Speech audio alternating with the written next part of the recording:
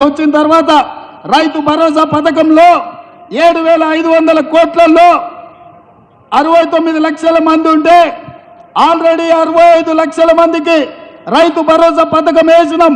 మిగతా 4 లక్షలకు ఈ నెల 8 తారీఖు లోపల ప్రతి చివరి రైతు వరకు ఆఖరి వరకు ఉన్న వాళ్ళకు అందరికీ రైతు భరోసా పథకాన్ని మిగిలిన బకాయిలను చెల్లించే బాధ్యత మాది. ఒక పక్కన జీతాలు ఇచ్చుకుంటూ అంగన్వాడీ వర్కర్లు, ఆశా వర్కర్లు, బడులలో మధ్యాహ్నం భోజనం వండే వర్కర్స్ నుంచి ప్రతి వాళ్లకు ప్రతి నెల 1 తారీఖు నాడు జీతాలు ఇస్తూ నువ్వు నెత్తి మీద పెట్టిన కుంపటి 7 లక్షల కోట్ల అప్పుకు 27,000 కోట్ల రూపాయలు మెత్తి కట్టుకుంటూనే మా రైతుల పట్ల ప్రేమ ఉన్న మేము 150 రోజులు తిరిగే లోపలనే 7,500 కోట్ల రూపాయలు ప్రతి చివరి రైతు వరకు రైతు భరోసా పథకాన్ని అమలు చేస్తున్నాం.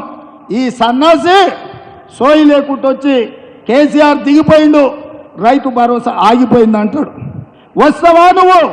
మే 9 తారీఖు నాడు అమరవీరుల స్తూపం ముందు చర్చ పెడతాం.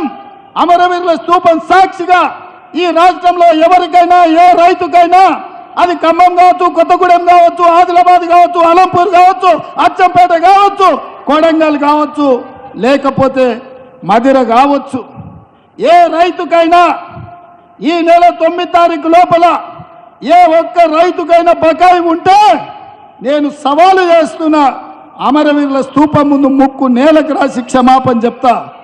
ఒకవేళ అందరు రైతులకు రైతు భరోసా పథకంలో నిధులు వస్తే నీ ముక్కు నేలకు రాసి క్షమాపణ చెప్తావు ఆ చంద్రశేఖర్ రావు అని నేను అడుగుతున్నా. ఆయన సిగ్గులేనోడు, ముక్కు ఎట్లాగింత పొడుగుంది, రాస్తాడు. ఏంటంటే రాస్తే కొంచెం అరిగితే పోయేదే ఉందిలే, ఇంత పెద్దగా ఉందని.